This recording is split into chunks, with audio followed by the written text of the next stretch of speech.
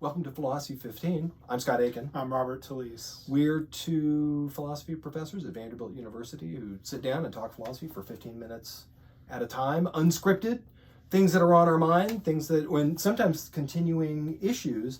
Rob and I have for a while been thinking about hypocrisy. What was it, in like 2007, 2008? A while ago, yeah. It was a long time ago. We published a couple papers about hypocrisy and the way that it can be interesting and relevant. Hypocrisy's in the news these days. A lot of challenges about whether or not people are living up to their principles. So, Rob, what's up with hypocrisy? Yeah, so there's an initial puzzle about charges of hypocrisy, or critiques to the effect that another party, an interlocutor, an opponent, is being hypocritical. And sort of one puzzle about hypocrisy is, of course, that hypocrisy itself is a criticism. It's ad hominem. It's a criticism of the person that doesn't in any way challenge or attack or suggest the incorrectness of the principles with respect to which you're calling the person a hypocrite, right? So the person who preaches some kind of radical environmental doctrine and you catch her eating a hot dog, maybe the eating of the hot dog makes her a hypocrite, let's just say, because she's not living up to those environmental principles. Hot dogs are delicious. Yeah, but it doesn't in any way challenge the validity of the environmental doctrine. And in fact, it's always open to the hypocrite, the alleged hypocrite, or in this case, the actual hypocrite, to say, you see how important the doctrine is, that even if you believe the doctrine, we live in such a environmentally corrupt set of social and political institutions and norms that even I can't live by the true doctrine about the moral status of animals and non-human living things in the environment. So it looks like hypocrisy is often wielded as if it's an attack on the principles with respect to which the hypocrite is being a hypocrite. It's like, you can't even live by those norms. It's like, it doesn't look like it touches the norms at all. So, a little bit of Latin, it's that ad hominem tu quoque, you too. Yeah. So you say, you fail this too. And so on the one hand, we can have these cases where someone's hypocrisy is either irrelevant to whether or not they're right or wrong. And then there are other cases where it looks like the charge of hypocrisy may actually show something deep about the view. So again, like the smoking father who says you shouldn't smoke. It's addictive. Yeah, it's like, yeah, because it's addictive, and he takes a pull. It's like, yeah, it's addictive. The fact that it's addictive is shown by the fact that I think I should stop smoking, but I can't stop. I can't, right. So the hypocrisy, it turns out to actually strengthen the view. Certain kinds, right? Yeah. And so the puzzle to think about hypocrisy is, sometimes hypocrisy can actually show that the advice is bad advice. So someone could say something like, yeah, you should, if someone says, what's the best way for you to get really healthy? And they say, well, you should just be exercising all the time. Now, again, that may not be great advice, full stop. But the fact that they can't exercise all the time, it's like, that makes it bad advice because you can't even follow, the giver of the advice can't follow it, right? So the hypocrisy sometimes can actually be evidence against the view that the hypocrite says, because it can be against the advice. So we've got a kind of an interesting range. But let me just complicate that a little bit? So you're right that it seems plausible to think that ideals expressed in the mode of advice giving fail when the content is impossible to satisfy. So advice that it is impossible to follow fails in some way as advice. And you can show that and like there can be plenty of ways to show that, but the hypocrisy of the advice giver is in some ways a rich way to do that. The thing you need you're highly motivated to do this. Right. The thing you need to do is grow a new lung, right? It seems like it fails as advice. Where's your extra lung? Right. But moral principles, I don't know that moral principles as such fail to be valid, correct, moral principles if we can't live by them. Right.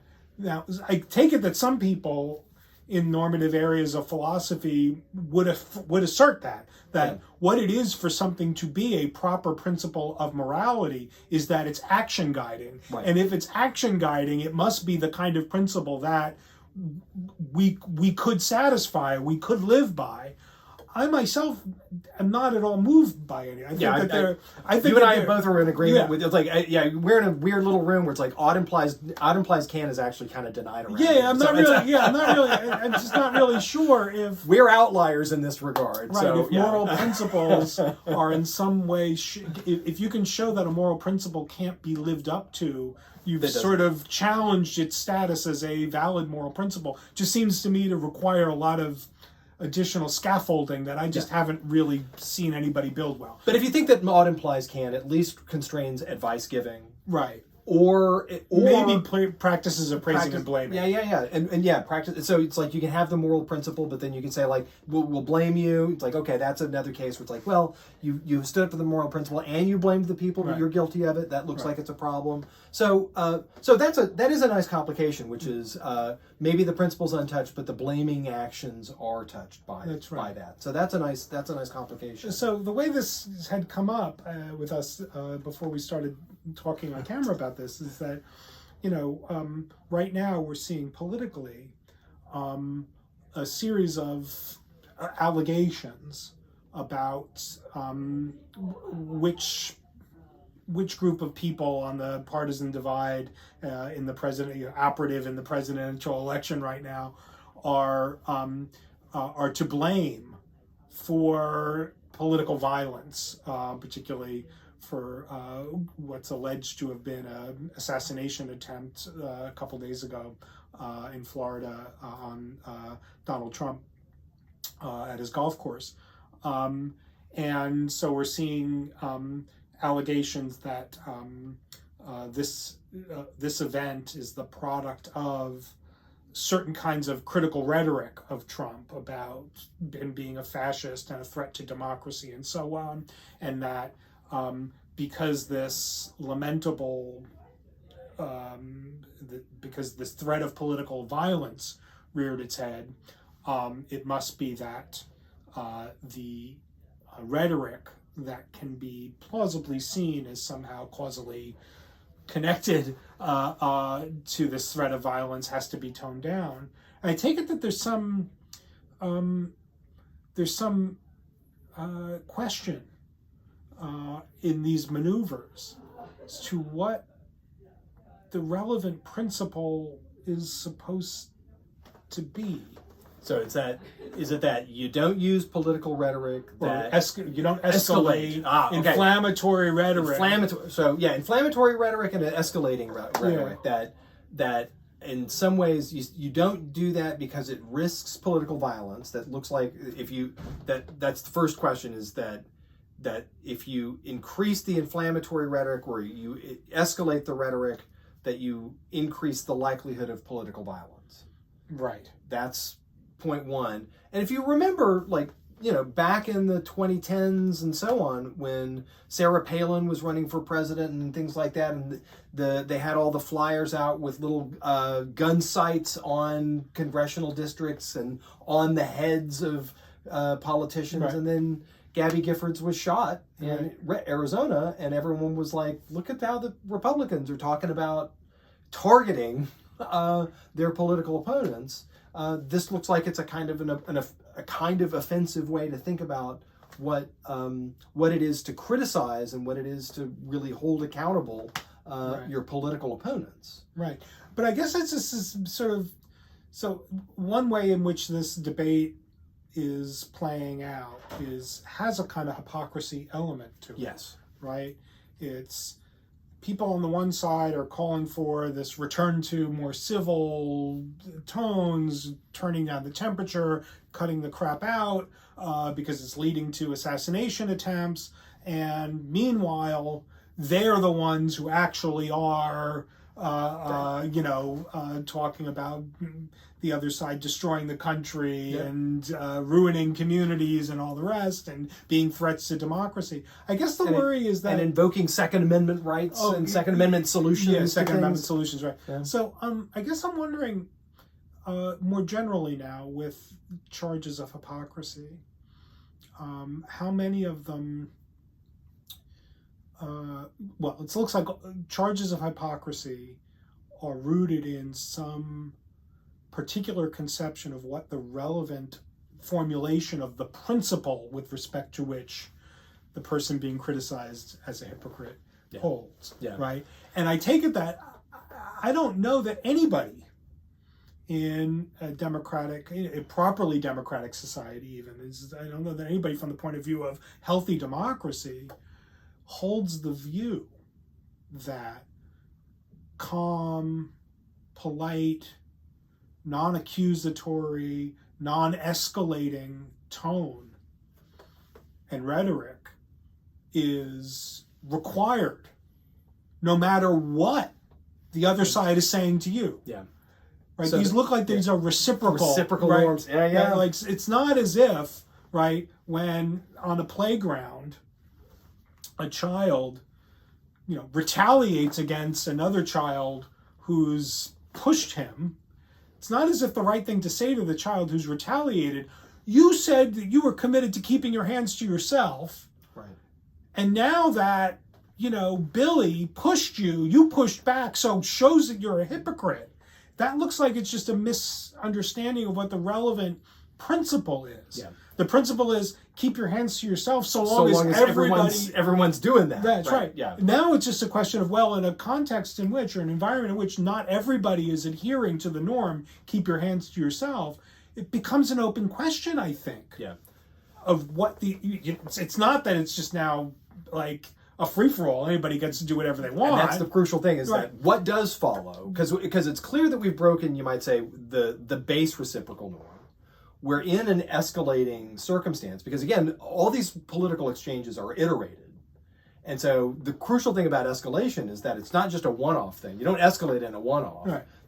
It's that there's a regular interaction that's happening. Right. And that the perceived tit for tat has got a problem, which is that every time that you tat me, it hurts more for me to get the tat than it gives you satisfaction to give it to me.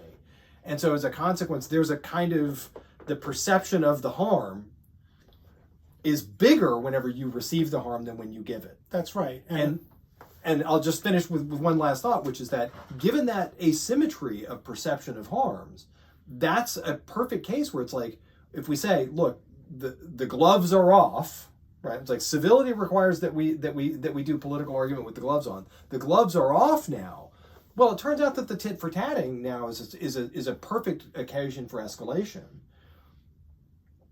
Charges of hypocrisy in those kinds of cases are going to be ones that say, no, that's the norm now. You said before now that it looks like you're now establishing a new norm with this. Right.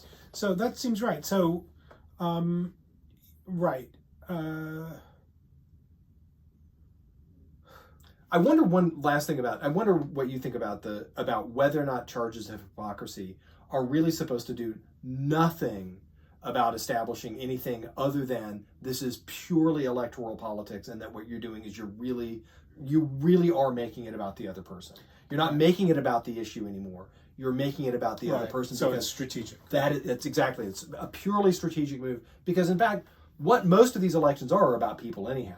So what you're doing is you're making the person salient, and you're making a judgment about the kind of person that you're voting for, the salient issue. That's right. And I suspect, well, a couple of things, so philosophically, it just doesn't seem to me to be clear what the relevant norms of discourse are when everyone is calling the other guy a fascist.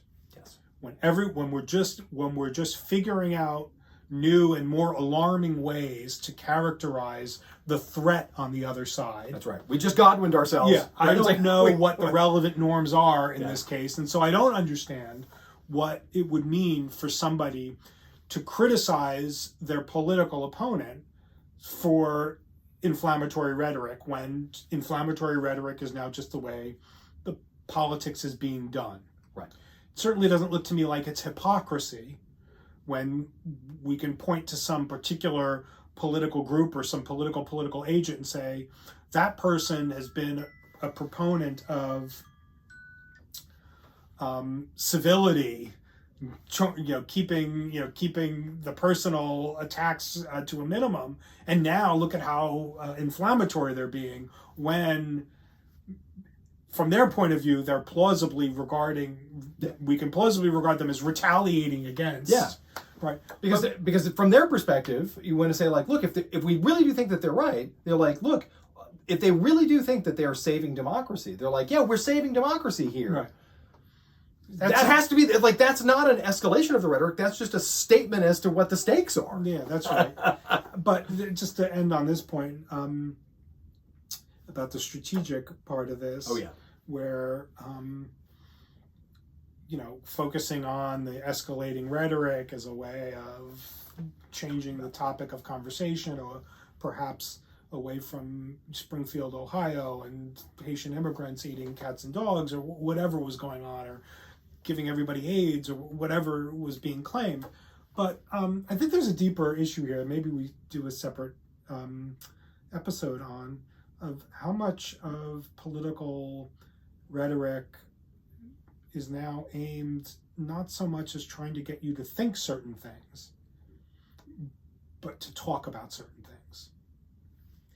How much of it is just about bringing it up, controlling the topics of conversations, regardless of what you wind up saying in those conversations. Yeah. Just controlling what one talks about with Right. one's friends and neighbors.